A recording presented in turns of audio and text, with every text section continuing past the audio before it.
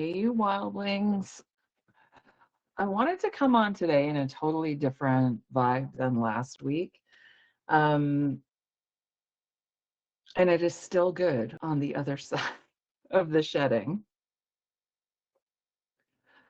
But I came on here today to kind of talk about being in the ebb and allowing yourself to be in the ebb. So, the whole point of the shedding, if you weren't really, yes, it's shadow work. Yes, it's tuning into our inner demons and looking at maybe potentially how we're holding ourselves back. Um, but it's also about finding your greater rhythm in life. So for me, when I started tracking, so if you're at the very beginning of this process and you're in the shedding, you have something that looks like this. There's a circular kind of tracker or planner. I never remember to print one of my own out to show you, but they're in the printable section, and it really is the core of the work that I do in not just tracking like my physical feelings, but my spiritual feelings, my emotional feelings, my physical pains, my overwhelm. And after doing that for a continuous amount of time, you start to see your natural rhythms. You start to see where your natural ebb and flow is, and that you can't fight those things. There are things that our bodies do hormonally, physically, all of these things that all of our ancestors have been experiencing for millennia. And we all come to these points in our lives where we're like, it's not working. Like, whatever I'm doing, I feel like I'm fighting more than I'm receiving or enjoying or any of those things. And you get to a point where you're just like, I'm done. And for me, that's what this was, because I couldn't get anybody to listen to me. When I started going through perimenopause, nobody believed what I was saying. Nobody, like, I'm like, I am two different people. Like, there's one month of this where you can, yeah, this is the one where you can clearly see, like, in the red, I was having a bad weeks, and in the other way, I was having good weeks. And if you're autistic, this is really startling to have, because we're horrible at transitions. So to go from extreme to extreme, and then I experienced PMDD, which made it even more extreme. And I was doing all of this unmedicated. I was doing all of this without any wisdom from anybody. And I was trying to learn how to make sense of it all. And that's how this started. This started because my body has never fit into the typical way that people's bodies participate in the world. So whenever I go to the doctor, I've always had to do something similar. Like, I'd have to do some sort of research first and say, I think this is what's going on, and then I would have to take in the actual physical evidence. And I learned, after, decades of having to deal with weird health shit, how to do this. And then what I started to realize was there's a bigger energetic piece to this, where you're in this like muscle memory where your body just likes to be. Like, it's in this natural kind of like, somebody said to me the other day, oh, do you ever take weed breaks? Like, I smoke CBD joints in the morning to activate my endocannabinoid system, and then I actually get to smoke less weed because of that. But as an autistic, we tend to smoke a lot because we need more. Like, we don't have the natural amount of endocannabinoids we need to regulate our nervous systems. Most nervous systems, a typical nervous system, has an endocannabinoid system, and it's firing. Like, it's good. It's kind of like, we don't have the serotonin and the dopamine. Like, I'm lacking in that one. But My brain produces a shit ton of DMT. It's why I'm able to get to these trance-like states without really doing much. I just have to kind of think about what it feels like to be in that trance-like state, and then I'm in the trance-like state for as long as I want to be in there, and I can hop in and out of it. It's very easy for me. But what I've learned through all of this tracking and paying attention to the ebb and flow, and saying to myself, well, what happens if I just rest on the days like today? Like I said, I'm in the ebb, but I'm still enjoying life because I'm creating a soft space for myself. So I'm not, and like you can even tell, like I get dark circles under my eyes. I feel like I have to drink more. I'm inflamed, like I can feel it in my throat. And I tend to get, especially in the colder weather, really brutal post nasal drip. And I'm kind of starting to understand that that's actually my lymph system working overtime. When I'm in the ebb, I have to hydrate so much. It's almost like my whole entire body is going, we need to give her all the brain power she can possibly have. So they have to suck it out of every single part of me. And that means I ache. It means I'm tired. Like there are 3 days in the month where I literally just sleep. Like Bill comes home he's usually home like 4:35, and sometimes we eat dinner right when he gets home, and then I'm asleep by like not even half an hour after dinner because it exhausted me just to do my regular everyday thing. um just to exist on my ebb days. I am exhausted. So what I've started to do is really nourish myself on those days. I allow myself to move slower. I try to remind myself to take more rest and breaks in between doing stuff. Like today, I will probably just put the dishes away and maybe move a couple things, but I'm not going to go outside and like work in the woods and cut down like that would kill me. It would wreck my nervous system. I would be a hot freaking mess. I will be yelling at people and I will be miserable. So if I instead, like today, I'm going to work on the art that I've been creating in Daydream Club, which is I'm actually making like oh my God, I keep moving it. I'm making the guardian of the door that keeps our thoughts at the door safe and out of our minds while we're doing the work. And yesterday we were working with some archetypes. So I'm like, there's a lot of work to be done on this. But I like doing art in layers. So this is just like the beginning. And my whenever this was always my problem. I get really, really excited about things, but then like this is nowhere near. Like it will take me probably, I don't even want to say 6 months. That's funny. Like no, like if I really focus my energy on this, it'll take me like 3 weeks to finish all of this. And it's just because I really like to take my time and think about like each individual piece that I'm bringing into the thing. I think about like the colors and like even the way that this little dancing bear came out. I have to lengthen the legs. This is way too short. I have to lengthen the legs and do some stuff, and then I'm gonna paint it, and then I'm gonna like put stuff over top of it and fabrics and stuff.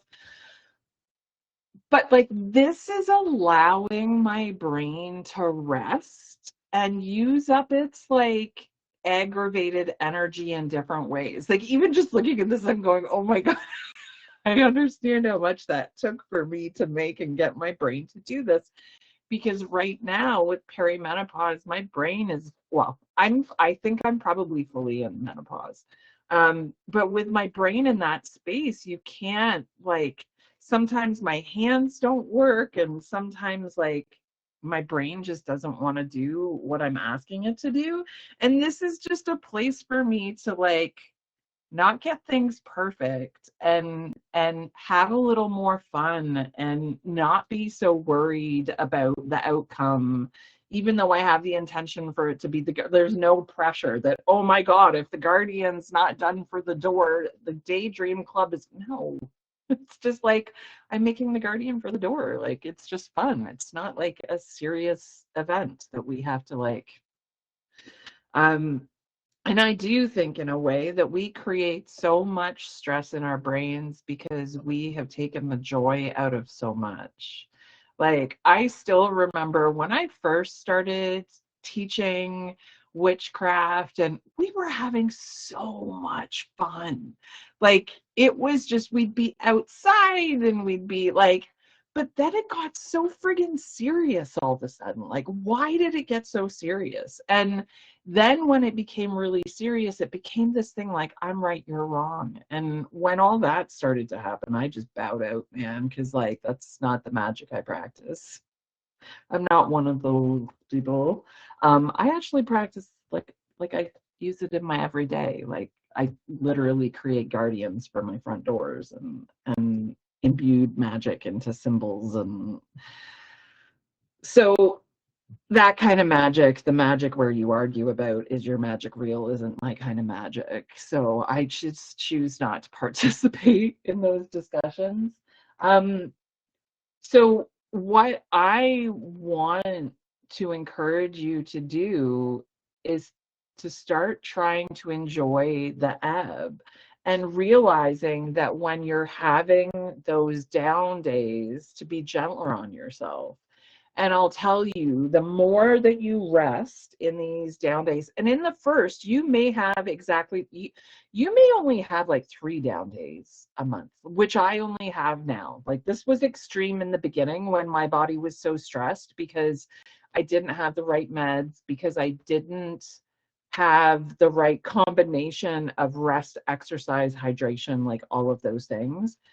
And nothing I am going to tell you is going to be outside of anybody's comfort zone. Because honestly, when I talk about movement or exercise, I'm literally talking about you can be in your bed and I just want you to stretch outside of your comfort zone a little bit. Like I want you to be moving until, oh yeah, it's a little tender. And I'm not going to be telling you that you need to get your heart rate up and lift really heavy. No, no. I just want you to move. I want you to move your body in interesting and fun ways. I want you to dance. I want you to jump up and down. I want you to like, I actually posted a yoga class that you can do in your bed if you're having mobility issues, or if you're just not feel like some mornings I wake up and I just do my movements in my bed before I even get out of bed. Like I'm literally half asleep and I'm just like rolling my shoulders, or I'm doing whatever it is that I feel like I need to do that day. Because when you truly get to the point that you can listen to your body, it's been asking me to put my feet over my head a lot and dangle a lot. And it's because they want me to get all this sinus stuff. When I put my feet over my head, I literally stretch all this lymph stuff out and I move my fascia in ways that release the inflammation and the fluid from my body, and life just gets so much easier. So let me do all the heavy lifting of the brain stuff. You don't have to understand any of this. This is just the way my autistic brain works. Just start tracking. Like I put on here, like, okay, I took my meds because this is when I was on Vyvanse. And I actually put here, like, if I took it and there was an X through it, those were the days that it wasn't working. And you can see here, there's like, I've got pretty much 2 weeks where my meds weren't working. So then I would put like have energy, or I have no energy, I feel focused, or I feel emotional. And for me, emotional and overwhelmed are 2 different things. So I had those separated. how much water I was drinking. Did I have breakfast, lunch, or dinner? Did I get a period? Because back then I was still getting a period. Did I do meditation? Did I take my supplements? Did I have a meltdown? Because back then I was having a lot of neuro crashes and a lot of meltdowns. And then had to mask. Did I go out in public? Did I have to like be the Emma? Because there used to be a time where I still remember going, what just happened? Like people would show up and I'd become this completely. And I was like, Bill would be like, that was weird. Like your voice changed and your body. And I'm like, I know. And he's like, why did you do that? And I'm like, well, I knew them in my old life. And they knew me like that. And it was like your body would go into this muscle memory of, I need to be on. I need to be this person. I need to be this thing. And eventually, when you get to see what it does to your body, when you understand what that creates inside of here, the tension and I just call it the clench. It's just my whole entire unmasking has just been this, and they talk about it like a softening. You're just letting go of some things that you really thought were important, like, being on all the time, or I don't care anymore. Like, if you show up here and I'm not on, I get really quiet and I smoke my joints. And you've got to be okay with that. And it's just what I have to do to be able to enjoy the ebb. And that's what I want to really encourage everybody to do, is to embrace the ebb and learn how to enjoy the ebb. Like now I go, oh yeah, I can feel my body aching. Oh, I get to rest today. Like it's so different. The way that I respond to my body is so different. Before I'd be like, oh man, I got shit to do today. I can't like be like this. And actually just thinking those things and like essentially telling myself I was lazy was making it 10 times worse. And now that wait a second, this is my body telling me that it probably needs to slow down, that it needs more hydration, that I need to eat more protein. Okay, it might be right. So, listening to the wisdom of your own body. If you don't know what your body is telling you, how can you listen to the wisdom in your body? So, start letting your body teach you its language. That is what this is. This is you learning to listen to your body and asking it, did I take my meds today? Did I have any energy does my body have energy today? Why doesn't it have energy? Oh yeah, I didn't really drink much water or eat lunch. Maybe that's connected. Hmm.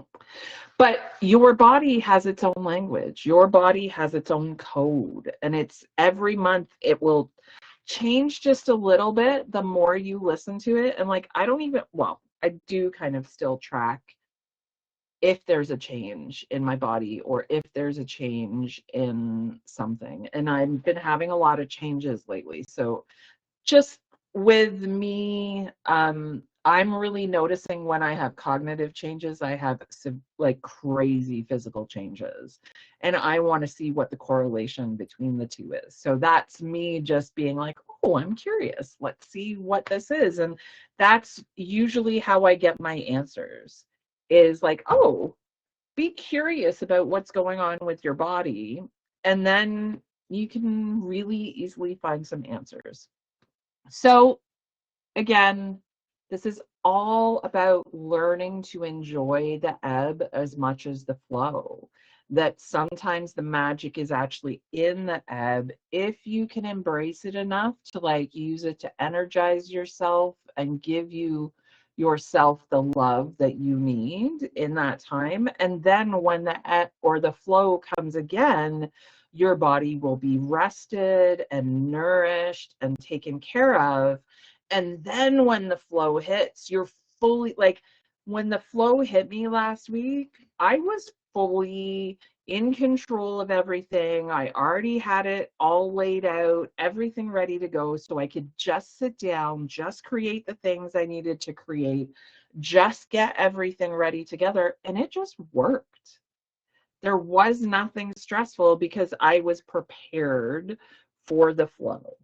And if you can start looking at your life like just preparing yourself for that moment when it hits, that is way more exciting because you know it's eventually coming. Like we all know you eventually get your 15 minutes, and you do if you are prepared for it when it comes.